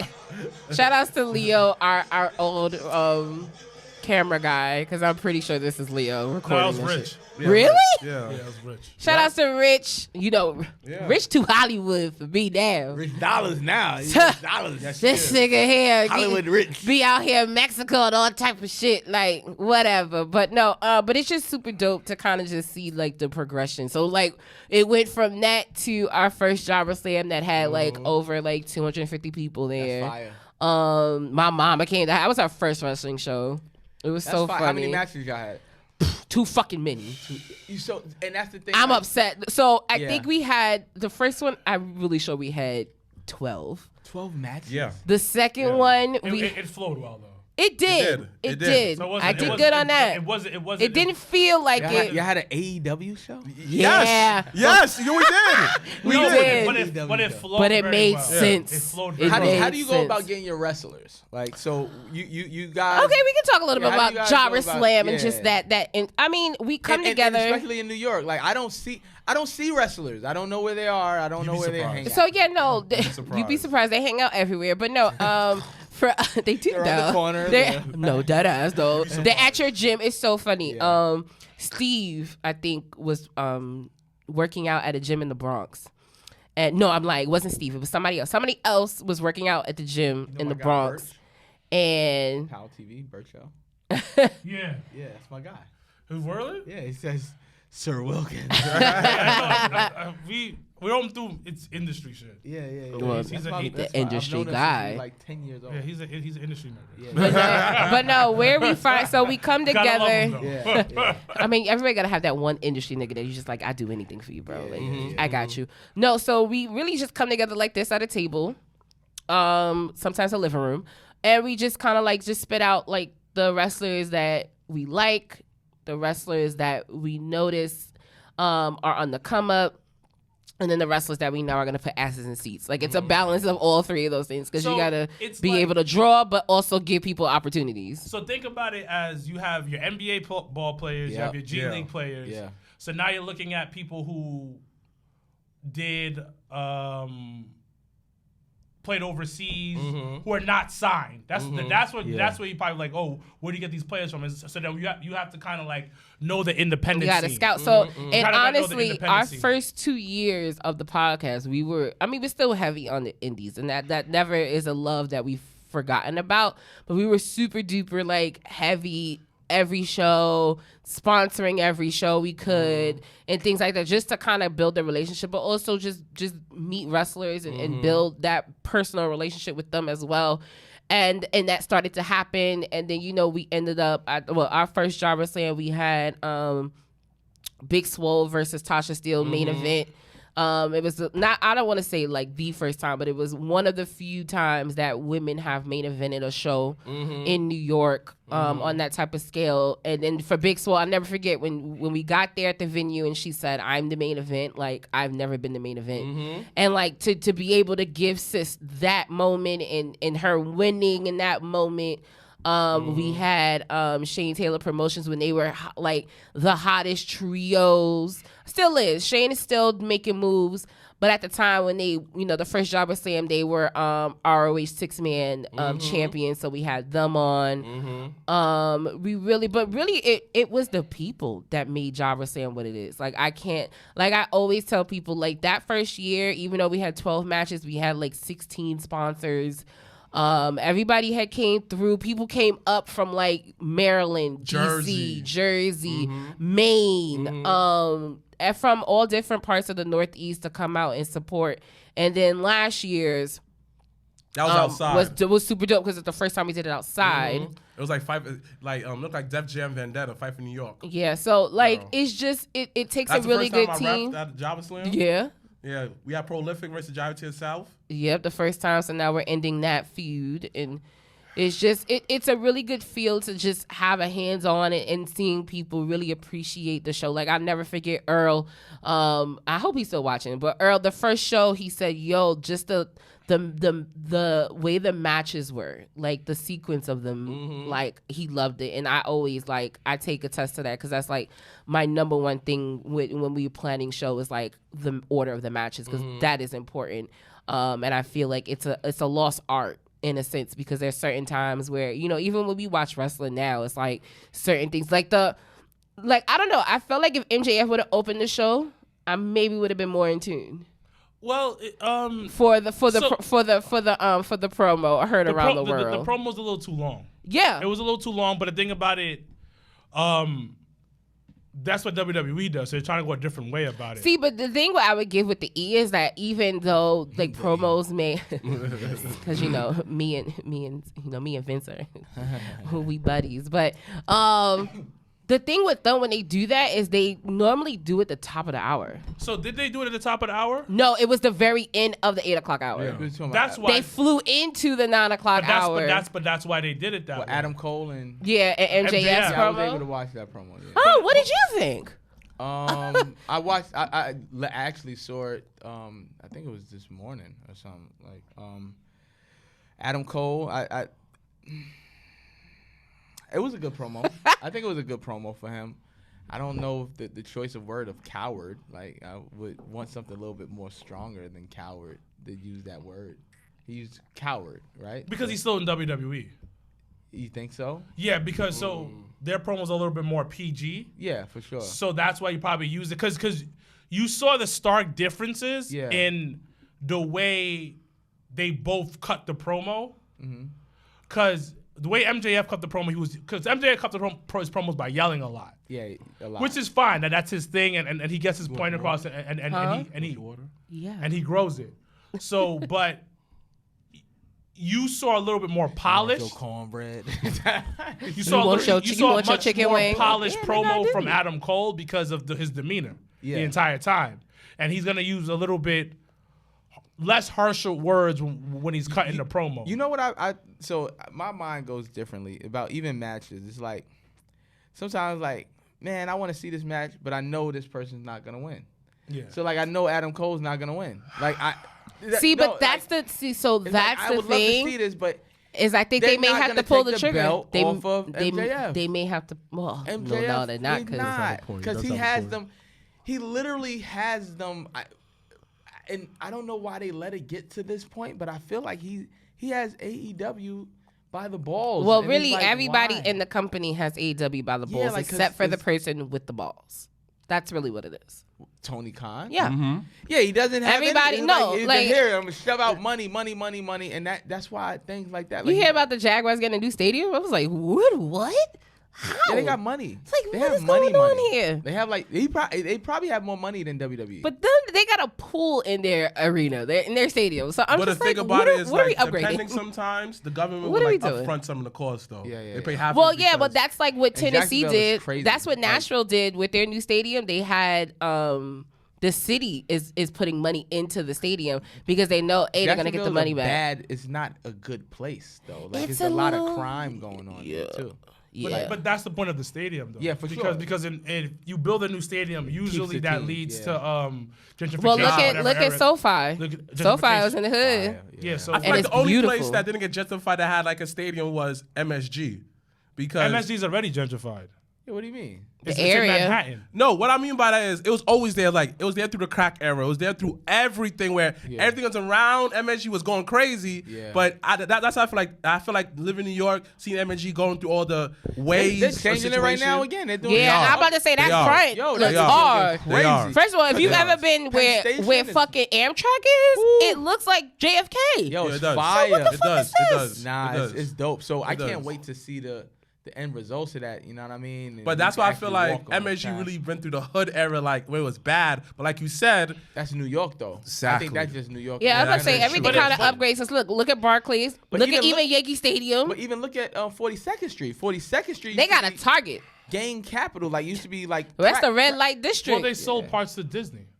Wait, what? But that's why the lights and stuff can stay on. All of that is that they're involved in that, so that makes sense. That was a big cleanup, and that was that Giuliani? Maybe. Of course, no, it was. Yeah, it was so it had to be the end of Dinkins and then right into that. So the first part was Giuliani, and then Bloomberg. And so when when Bloomberg was a little late. Bloomberg came. I feel like Bloomberg shined up everything. Bloomberg was right after. Yeah. So Bloomberg understands property value really well. Yes. So what he did, a couple of things, like I never knew this until later on because I studied in college. We studied about this. Trees raise up your property value. I don't know if you remember when there was a time they kept planting a bunch of trees. In Brooklyn, a tree growing in Brooklyn, that whole shit, that was to raise property value in Brooklyn. Property value. So like, you ever, it's like that's, Hole says it in that line. So yeah, that's just how it is. But when you look at, like, to go back to the wrestling stuff, when you look at the promos were good. It's just that, like, so you don't die. Was it a little long? Absolutely. Yes. Absolutely was. But at the same time, it was put at the right place on the card because you have to get people to keep people for the second hour. But I feel like they have to. That's why it was long. No. They could have flipped it and had the Orange Cassidy match at that 9 o'clock hour. But the thing about it, I want you to stay for the 8 o'clock to the 9. Going into 9. So was it long for AEW standards or was it long period to you? No, it was for both. It was 15 minutes. The segment was 15 minutes long. Like, you got to think about it. The Bloodline thing on SmackDown was 20 minutes. It didn't feel like 20 minutes. Exactly. Because you have multiple people talking. So when you have two people, and it's not to say they both are really great on the mic. Yeah, Adam Cole is great. MJF is great. But when you have just two people going back and forth for 15 minutes, you're going to be like... And there's no blood feud between them? Right. This is the first time they're going at each other. It's like, what are we talking about here? That's what I felt. I felt like I'm trying to fight you. Like, I'm trying to muster something up to make a story about it. Like, and I think that's Adam Cole's whole run in AEW. Like, his whole run is trying to build heat. Really dropped the fucking Jericho thing. That could have been something really dope. That's a good They're trying point. to build heat. Like, that's a good point. Like, it is coming out of nowhere. Like, everything feels like it's out of nowhere. Like, him teaming up, doing stuff, with the Bucks. Out of nowhere is your main event for Collision's first episode where you have CM Punk, the Second City hero, teaming up with FTR versus the Bullet Club Glow. I really want them to figure out what the fuck that's Bullet about. Club Gold. Glow. And then with the ROH, I think, what's he, television champion? Samoa Joe? Mind you, he hasn't been on AEW for weeks. Who? Samoa Joe. He's just been because he's on ROH. Wait, which that's fine. I have no problem with him being ROH. Both? What's going on? Because I don't watch AEW. Okay. No, that's fair. AEW, I watch their YouTube. So like I watch YouTube. A lot of people do that. So AEW is what you see on broadcast television. Ring of Honor, you gotta get the Ring of Honor app to watch it. Yeah, you gotta get Honor Club. If you look at his face. Yeah. Look at his face. So think about like with WWE where you have to get Peacock and you gotta get the network, for instance. Yeah. That's kind of like how they are right now with ROH, where you'll get the clips on YouTube as always, but you don't get that, like, you gotta be a member of Honor Club in order to see the full entity of it. ROH is what ECW was for WWE. Yeah. That's what it is. But that's what it is. When they had the ECW. Yeah, that's what it is. I like the one night stands when they did that when John Cena fought Rob Van Dam. Yeah. That was so epic. But that's the reason why they had the ECW brand. Yeah. Because that pay-per-view did so well. I would have wanted, not to jump around, but during that era, I just wanted Vince to give ECW the money and let Paul Heyman still run it. Like, here's the money so you guys don't like burn down, right? But here, Paulie, do whatever you want. You know what I mean? Even the deals, the TV deals and everything you had to do. And just run ECW how you're running it, and I get a percentage of it. Like, you know what I mean? That's what I really want. When they was in the Elks Lodge in the on Queens, bruh, it was like, yo, this. I remember going there, and like I remember watching these fights, and I would go and watch ECW and watch the same matches. And here in Queens, and then go to Jersey, and the same match, Jerry Lynn versus blah blah blah. Like, you know what I mean? It was, but I didn't care. Somebody had said they should have just, and I agree. ROH should have just been the Saturday night show. In all honesty, and you could have still had Punk on it because Punk used to be on ROH, so it makes sense. It would so make more sense. The only reason why they have the whole trios thing is because he wants to do a program with Joe. That's really what it boils down to. Punk? Yeah. But the thing, did he show up yet? No. So his first thing will be, his first match back will be a 6-man tag, which makes sense because we already know Phil gonna be blown by the first 5 minutes. So he need to be in a tag match to come back. Yo, his first match back with like he was so exhausted, blown. Bro. That nigga blew up. It's hilarious. It was it's crazy, but I mean, you know, it is what it is. No, it's really bad. But at the same time, they shouldn't have. I wouldn't give H2O is the guest, Stephanie Hardy. But I wouldn't have given ROH a Saturday show. Nobody wants to see ROH. That's not true. That's not true. Nobody wants to see ROH. I would, as a fan, I would rather see ROH than Collision. you rather see ROH, but then Collision. Collision is another show. Yeah, for AEW. Yes. But the thing is, but your face of like, what the fuck? At the same time, Turner Broadcasting, they wanted it. Gave AKA it to them. Discovery, is giving them the money. They have enough ratings that they do a week. Okay. So it's like it's like a sponsor giving you bread. Yeah. I'm gonna take it. I'm gonna create something. Exactly. Yeah, they said so. Basically, the Saturday night show would be the CM Punk show. Yeah, because of the situation. But at the same time, if that show does about 600K, they win. You know how I feel? Remember, like, it was Power Rangers? Yeah. And then it was VR Troopers? That shit was hard. It was VR Troopers, but I feel like, it's like DR Troopers. Like, you know what I'm saying? Like, you're like... Yo, that's a good example because VR Troopers was good. You're like, oh, shoot. But it wasn't Power Rangers. It wasn't Power Rangers. It wasn't. So you're saying 600K would be solid. Right now, Rampage on average at that same time slot is doing 300. It's not the same time slot. Well, no. So Friday night after SmackDown, 10 o'clock, Rampage right now on average is doing 300 to 400K. So, okay, let's really think about it. So if we're moving to the next day. If you're doing 300 to 400K at 10 p.m. at night, low-key, that's not bad. Okay. On a Friday night, too. On a Friday night. And don't forget, they get back revenue off the YouTube clips.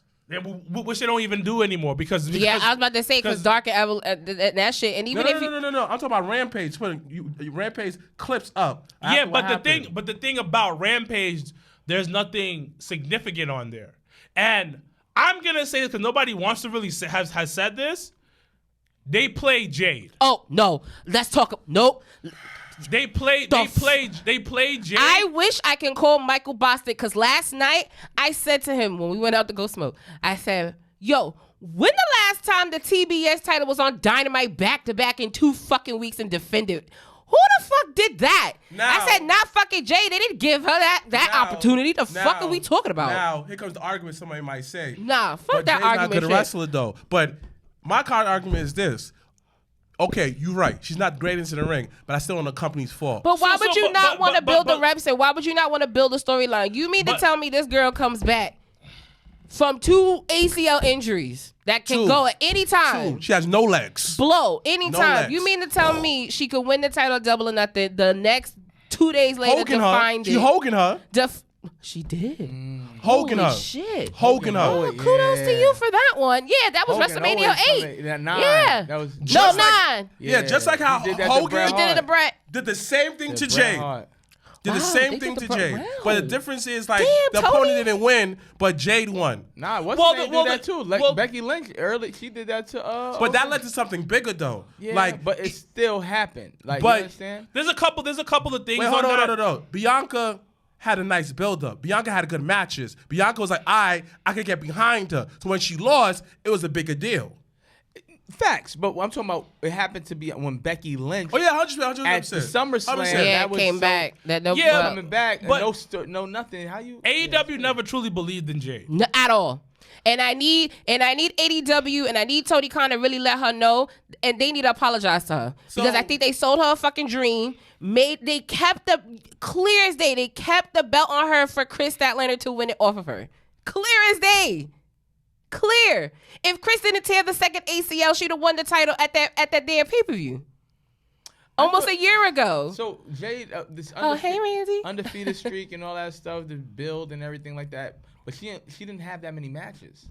I don't think she fought as much. But that's the thing. She was fighting on Rampage that only 300,000 people was watching, and that's what was sticking at me last night. I said they never gave that girl back to back on Dynamite a title defense Because they didn't like her. I told you. I think that's so fucked up. The reason why, and I'm going to say because nobody wants to say this. Go ahead. It was I'm because so glad you said it. It was a couple reasons why. The Swole incident. Okay. Number 2, people were coming at him about the diversity situation. Leo Rush. The Leo Rush thing, everything. There was a combination So of. after the whole situation with Swole, Leo Rush was trying to talk to Tony, like, listen, this is not the way to go about it. Like, he was trying to guide him in terms of understanding where, like, us as a community was coming from, because it's like, if you one day, that's like with you and your basketball crew, like y'all cool, y'all chilling, y'all playing ball, and then the next day you don't invite them. You're like, nah, fuck out of here, I don't want you here anymore. Like, they're gonna be like, what are we talking about? Like, you was just in the back smoking with me, chilling with me, talking to me about creative stuff, and then you want to turn your back on me? And that's not cap either. Like, Tony Khan used to smoke with everybody. Like, but Tony Khan played Big Swole, and after that he did that, everybody was just like, nah. Yeah, it was like, nah. So after that had What happened, do with him? so after that, everybody, in a sense, I guess us as fans was really looking for the I black want to know community. what happened with Big Swole. I don't know what happened with So him. 'Cause I know they was long building story. him up So and so stuff so like so that. so long story short, Big Swole was a female black wrestler. Yeah. Yeah. So she was on the show. She was one of the hottest free agents when she first came in. So she was on AEW. She's Cedric Alexander's wife. Alexander's wife. Okay. So Yeah, they're very married. cool. So they're married, and then, She can she. sell you Alexander to the next game. So she was like, all right, you know what? I'm done with being on AEW. Like, it's time for me to get out I'm not gonna renew my contract. Like, I'm gonna let it ride out. And so when she did her exit interview, because they do that. Yeah. When she did her exit interview, she gave them constructive criticism. Like, listen, these are the things that I've seen that I feel like me moving on that you guys should work on, such as storylines, such as rotating more women into the storylines. Didn't say no names, none of that. No, that's kept it nothing. very professional. So then she did the exit interview, and then they flipped it on her and made it seem like she was like bad-mouthing Tony Khan. Did she post it? What she said? I feel like she might have, and I feel like she might have talked about it. But really what it come down to was Tony flipped it to make it seem like she was bad-mouthing the company, and that she just wasn't, she wasn't a good wrestler. Now, mind you, 3 months before he said that, he said she's a very great wrestler. Well, he's a contradicting person anyway. Like, he's scatterbrained. You can look at him. First of all, I be concerned every announcement he makes is no blink. It's no blink. It's like maybe 2 or less blinks, and that's scary as fuck. Yeah, like, but he has money. He's a fan Correct. of wrestling, and he people like Chris Jericho, who's a veteran, who he idolizes and looks up to and stuff like that. People like that will kind of low-key run your business into the ground. You know what I'm saying? Chris Jericho, he's all for self, right? You know what I mean? Not to get off the Tony Khan. No, all the same thing. He's all for self, and he's getting people like that in his ear. So who is he going to listen to? And then he's getting a person like CM Punk, controversy and everything like that. who people don't like and who fought like trouble follows this person, and these are the people you choose to like run your asylum. Yeah, like even if all of those people, and this is something that in WWE they made when somebody comes from another company, it's very seldom that they bury the other company on WWE television. WWE don't really care for that because when you come to WWE, you're at the Mecca. And I big. think even more now recently, because I mean, even though people still, it is exhausting. Listen, I'm telling y'all wrestling fans, y'all are exhausting going back and forth about Vince on creative. Y'all, guess what? Y'all still gonna watch. Facts. Y'all still gonna pay your money to go to shows. So let's just kill the whole Vince is doing, like, whatever. Vince ain't doing nothing. Right? So this is the story from real quick, because I'll explain. So she went on. So she did her release. She went on her podcast. She explained why she left the company. She basically was like, I felt like the women shouldn't have gone through everything that they went through just to get on TV or get time. You're signed to this big company. You should get time. All these men are getting time, but the women weren't getting anything, and you're not putting people on TV because people are coming in. Okay, there are more people coming in, but you don't have enough product for all these people. At the time. Big Swole then took a step further, speaking about the lack of black female wrestlers in AEW. There's no representation truly, and when there is, it does not come across in the black community as genuine at all. I don't know why everyone is so afraid to accept it or say it. So then Tony Khan was like, nah, B, basically. Yeah. The top 2 AEW executives are Brown, me, and Mega. Jade, Bowens, Caster, Dante, Nyla, Isaiah, and Mark Quinn all won on TV this month. The TBS title tournament has been very diverse. I let Swole's contract expire as I left her wrestling, as I felt her wrestling wasn't good. That's what he said. Which was wild. So basically he came off the wrong. Burying her. Basically, and then the cherry on top was to try to fucking release a whole Black History Month hip hop album right after that. Yep. Album. Yes. Yes. Yes. Who, Tony Khan? Yes. Well, all the black psycho. Yes. in their defense, it was in the works for a while before before that situation but that's happened. Like, I'm trying to be cool. Like I'm trying. And then, but even if it was in the works before, she was never a part of that. But here's the thing. Like, you got to think about the tracks and the people they spoke about was everybody that was active after she had left. Yeah, and here's the thing about this Black History thing. They mentioned it one time on television and never mentioned it again. You remember back in the day that WWE, they had an album out. You see clips of Booker T singing in there, Kurt Angle do stuff like that. You didn't see none of that. They say, oh yeah, we have an album. Oh yeah, what's your theme songs on this? They did it for 2 weeks, never mentioned it again. And I knew people that I knew. I just want to hear them. And I knew people that were on the album. Yeah. Like actual rappers that were either from New York, the guy that did our theme song, like people that we knew were on the album. What's that? What's the tag? What they were? This nigga said Bobby Brown Eyes. Huh? They claim? The Claim. Yeah, I like those dudes. Oh, well, they New York guys. Yeah, they're from New York. Yeah. But it's there's a lot. It's just lame, and there's a lot that goes into it. Tony owes Jade an apology. But absolutely. Hands down. I feel like when wrestlers lose over there, like it's like you have to worry about them leaving. Like, you know what I mean? It's like, yo, when they lose, it's like they lost and now like, yeah, like, yo, it's always like that. Like, you know, it's like, what's really happening over there? Like every single time, like somebody's gonna be off TV for a long time, or I don't know. Every time they lose, you real talk, like it's like it's weird. You know, it's like, oh, CM Punk hasn't showed up in months, right? Yeah. Like, Okay. Let me ask you, like, are you familiar with the whole CM Punk situation? Well, I know what they said happened. Like, okay. Familiar, I saw the interview. I saw. Like, Okay. So you have like a knowledge of it, right? Yeah, for sure. So take away yourself as a fan. 100%. Talk to me as if the same thing happened during your press conference during Ball for Peace, right? And I'm the boss. He wouldn't even let it go far. Just like the situation right next to it. If I know this is not, I know this is a shoot and everything like that, I'm like, yo, bro, this is not the time. This is what if I'm Tony Khan, and I'm H2O and NDO Champ is going crazy. You know what I'm saying? Yo, bro, this is not bro, we're not doing that. I've done that at my events already when people are doing too much. I had to do that at the event with somebody. You know, I want a little more play. Bro, honestly, respectfully, you wasn't even supposed to be in the game. Like, you know, you came and I like allowed you to get a jersey. You were add-on because somebody wasn't here. So you can't come to my game and then kind of make demands. Yo, I need more minutes.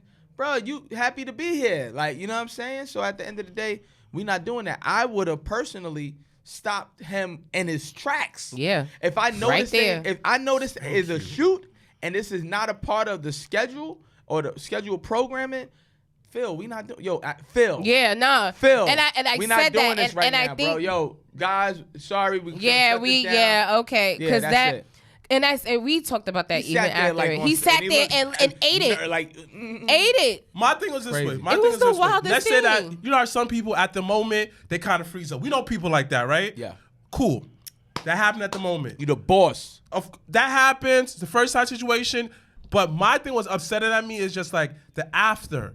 This man made your company look bad. Terrible. This man set back your company months, probably years.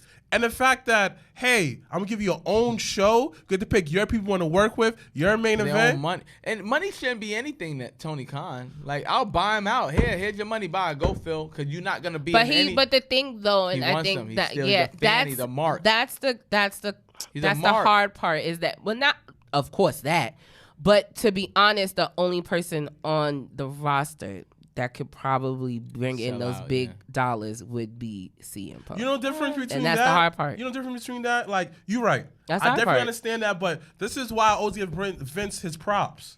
Yo, he don't take the rest. He took the risk. Yeah. And said, you know what? I'm going to promote Bret Hart. You know, it wasn't the greatest run, but he promoted him. I'm going to get my other guy, Shawn Michaels. Let me change his direction. Let me get career people as wrestlers. But, bro, that's what I do even with Ballin' for Peace. I promote the event itself. I promote because people expecting, you know, we're going to have the dunk contest, 3-point. Just expect some dope stuff happening. Now, if I'm going there and I'm headlining with people, remember, y'all asked me who's my Roman Reigns. My Roman Reigns is everybody collectively. You understand what I'm saying? Like, my Roman Reigns is the event itself. You know what I mean? I won't even say it's me. You know what I mean? People coming out because of me, because of the relationships that I have with people. But at the end of the day, I will never put somebody over the company. You understand? So, like, I would never do that. So, but I'm reinventing. He talked about my boy Grav. Grav been out for a while. Fresher. He had the big song. Eminem was on, all this other stuff. But, people forget about people so quickly. Oh, yeah, attention span as well. I don't. So I'll make those people look like Michael Jordan. I'll make those people, my boy Scott Machado, who bust his ass to play for the Golden State Warriors, the Houston Rockets, the LA Lakers and stuff like that. I'm going to put you. I said, I'm going to put you in the middle of the flyer. You play for the Lakers, bro. You a celebrity to me. And that's all that matters. That's it. So like that. But it's a respect thing, like, and don't nobody on that side. And I don't care what anybody say. And it is not like. And I really wish people, instead of being so quick to saying like, oh, y'all bashing AEW, it's just the honest truth. And I said it years ago when it came to the Soul situation, where I said y'all already know how he give it up, and then now with Punk coming back, it's like y'all already know how Phil gonna give it up. So whatever happens is gonna happen. Yeah. But my Shawn Michaels is is wild too. Yeah, but Phil, with Phil coming back, this is how I feel. I feel like what he comes off. Like, I don't know him personally, but I feel like I've been since for years. I've been watching. I used to be a huge fan, but I feel like he makes it all about him, and there's no accountability for his action. You know how sometimes that you may have arguing with one of your mans, you looking like, yo, he was wrong what he did though, but how I came after him was wrong. I should have handled it better. Yeah. I never heard CM Punk taking accountability how he did certain stuff. And this man had problems way back. Way back. I'm talking about people didn't like him because stuff that he does. I guess WWE, same thing. Yeah. Like, every company that you go in, you always bring trouble with you. He like Kyrie Irving. Yeah. He the Kyrie Irving where he goes to these teams and like he goes and like teams be actually doing better without him and stuff like that. You know what I mean? The Boston Celtics went to the Eastern Conference Final without him. He come back, they lose in the first round of the playoffs. You know what I'm saying? And then he leaves. LeBron and them in Cleveland, they won, and then he asked to leave. Brooklyn's on a 12-game winning streak, you know what I'm saying? And they doing well, and then he asks to leave. Like, you know what I'm saying? Because it's not about me. Yeah. Everywhere you go. It's sad. KD, the Brooklyn Nets could have won the championship this year if if Kyrie didn't leave. If everybody would have just sat their ass down. And did, wait till KD get healthy. You got to get back healthy. He got a little injury. They were doing very well, bro. And what did Kyrie do? He left. So that's what I'm saying is like you're making something all about you, demanding trades and stuff like that. CM Punk sitting out. You know what I mean? That's the same thing. Those comparisons, Kyrie Irving, they're both great people, like performers, right? But, you know, it's a lot. Like Dallas was in the 4th seed. Kyrie Irving gets there, they don't even make the playoffs. Dang. They went all the way down to the 11th seed. Dang. Yo, you know, you have to understand. They was in the midst of it. It was like, all right, cool. Luka was doing his thing. They made a trade. Went 4 all the way down. Yeah. So, like, it's not everything energy. that It's gold. that gold glitters, you know. Gold. But this one saying, don't forget about Ben Simmons. But Ben Simmons' ass. He's like, I know his cousin. Hopefully I feel he's so bad. honestly, like, to be honest with the whole Ben Simmons situation, and you know, for him to play on mental health and different things like that. And I say play because there's really people who's out here who really have these issues and these problems and stuff like that. And for somebody to use that, because that's something that nobody can actually. You can't say anything about. No, it. Like, you're lying. You're lying. Yeah, no, you can't do that. Bro, like you're using this. But it's the truth. As a clutch and as a crutch and as you know what I mean. And it's you know, get in the gym, get to work, bro. Yeah. Like you know what I'm saying. Go work on your jump shot. You know all right. Before we do wrap off, I do want to talk. Do want to just pinpoint some things else that happened this week in wrestling. Oh, shout out to Savannah Evans going against Trinity. Yeah, on Impact. Make sure you tune in and watch that. That's awesome. So of course the Bloodline saga continues. This week, this past Friday, we saw Solo choosing his side, and now this Friday, Jay will have to make his choice if he's going to rock with the Bloodline or not. I think was also NXT. Listen, I know everybody has their griff about NXT, but like I'm telling y'all, go watch it, because for Braun Breaker to call out Seth freaking Rollins, y'all niggas ain't ready. Y'all not ready. Y'all not ready. Y'all not ready. He's like, y'all not ready. He called him out. I'll tell you, listen, that is the best parking lot ever. And I've been there. I've went to NXT 2.0. So I've been there to the Performance Center and saw it live. So that backlot shit is real. It's the real place. I was going to say this. For Braun, wait, hold on. I'll tell him what happened with Braun real quick. Braun had one of the people had caught him in the parking lot. Said Braun, like, because he ended up, like, I guess, beating up Ilya Dragunov, which was hilarious. Because he was like, Ilya talking about he's the toughest. Like, what is he talking about? Like, I'm here. Like, I'm the toughest. Playing heel. Beer coming in lovely. All for it. And then he goes, well, talking about tough, like, where's Seth Rollins? Like, he's the world heavyweight champion. Why don't he come and bring that, the first NXT champion? Why don't he come and bring that title down here and come face me? I said, what are we doing? And the one thing, this shit is wild. And the one thing that I would say about, like, Tony Khan, go back to AEW, all tie-in, has no excuse not to put on good television. You could watch across the street, hey, I don't like WWE, I can like NXT. No, like I tell people, listen, it's my guilty pleasure. Like, if you're really into stories, if you're really into characters, NXT is the place you're gonna get that. Like this week, they had Mustafa Ali versus Joe Gacy. They had Dwayne's daughter first match.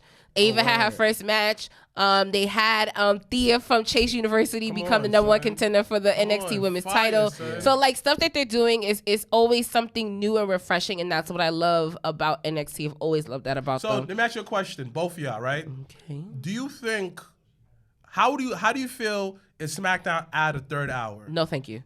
Yeah. No, thank you. Really? Why? No, thank you. You know why? Because it's like you don't want everything. You don't want everything to be 3 hours. 3 hours, man. 3 hours is a long time. Do you understand? Bro. Listen, let's start from the too. top of the week to produce a show. That's the most important part. But let's start at the top of the week. Monday you got Monday Night Raw. 3 hours. Tuesday you got 2 hours. NXT. Wednesday you got Dynamite. Thursday, if you're feeling good, you got Impact. Friday, Ring of Honor. If you're feeling lucky, you got Ring of Honor. On Thursday on Access. Yeah. Access, okay. It's Thursday nights. Friday night you got SmackDown, and then you got 2 more hours. You got an hour Rampage. And then now the Saturday night show is 2 hours on Saturday. And then the weekends, don't even get me started where you got pay-per-views. Yeah, and that's where they may trip up with the Collision. Yeah. I want to see how they really try to go against Like WWE Money in the Bank is a Saturday. SummerSlam is a Saturday. The show that they're planning in September for India So I think is a Saturday. They're gonna eat that. They probably just gonna eat it. But that's gonna be crazy. Yeah, like nobody's gonna watch that. Like, you know what I'm saying? That's just gonna be wild. I can't imagine, I guess just a loyal in how many of those, because it's, they're fans of, there's probably, But it's gonna be people that watch, of course. But I'm just saying, like, when you're going against premium line, WWE's next event is in the O2 Arena in London. Like, what are we talking about? And don't forget, we got other stuff that. Like, honestly, they should have probably built it up and not had Punk open Collision and waited until fucking July 1st. You should have just should have ran against it. Fuck it.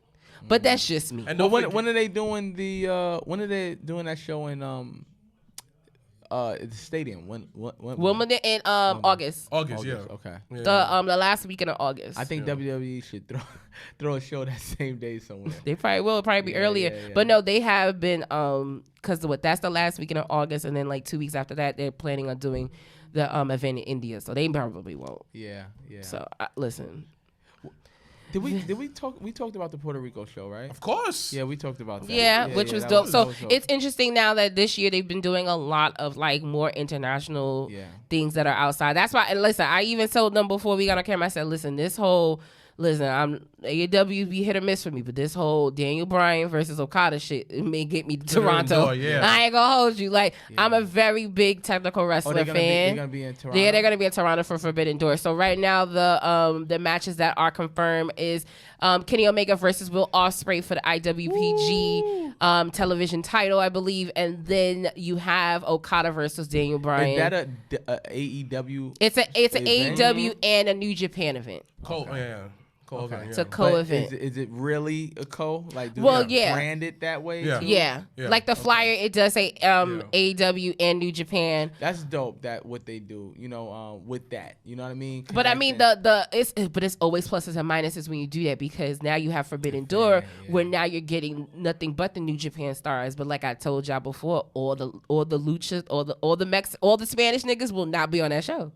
Oh, because AAA. Because AAA. Because AAA. So it's like you got to give a little to get a little, but it's like, is it worth it with your consistent guys? Because listen, you won't have Lucha Bros, you won't have Andrade, you won't have. Where is Andrade? Injured. He was injured, but he's gonna be on the Collision show. Collision show, yeah. Because he can't be around certain people. Like Collision's gonna be detention. It feels like. So everybody who don't get along, everybody that got issues, you gotta go on Collision. Look at his face. Yeah, they really have beef. Like he has, with Sam Guevara, yeah. Like I be remembering all, but I don't hear that stuff. Like I know that Seth and Cody really don't like each other. I know that, but they had 3 matches together because they keep it professional. Yeah, 100%. So like I again in WWE it's a lot. Like you're a superstar, bro. Like you are. You know what I mean? You're not going to mess this money up. Here's the thing. WWE will cut you instantly. 100%. Hey, we give you a little 90 days, whatever you can't compete. We go. Well, look what happened to Matt Riddle. Yeah. All that shit. When he popped off and all that shit was going on. You got to wrap it up? And had to wrap it up. Yes, but, of course, Yo, our new friend H2O in the building. Yeah, new to the program. Make sure you drop all your socials. Let them know what you got going on next, so where they can find you. All right. You can follow me at H205. That's the letter O, not 0. Ballin for Peace, BALLIN, the number 4, and the word peace.org as well. Our next event is July 30th, right across the street from Yankee Stadium. We're gonna be playing softball against NYPD. Yeah, man, I'm just happy to be here. We appreciate you popping up on us. For sure. It was definitely a surprise, but a well-wished one. So thank you so much for coming back with us. Next Saturday, we are back in Brooklyn for Do the Fight Thing 2 Battle Club Pro Presents, where our main event will be Calvin Takeman versus Yaya for the franchise title. We also do have Brian Keith versus Zuka King for the very first time. We have Steve Pinion putting up his 5 points against the Boombaye leader, Alex Kane, will be in the building. So make sure to come out, support. As always, I'm Janelle from HR here with SirWilkins and Mrblacc. We thank you guys so much for joining us this afternoon. #Black Excellence. #We are out. I was over, got the hands in motion. If you go with rolling, no need to focus. Traveling states and over oceans. You gotta wait till your coast chosen. Trying to have lines outside the show like Harry Potter releases at Barnes & Noble.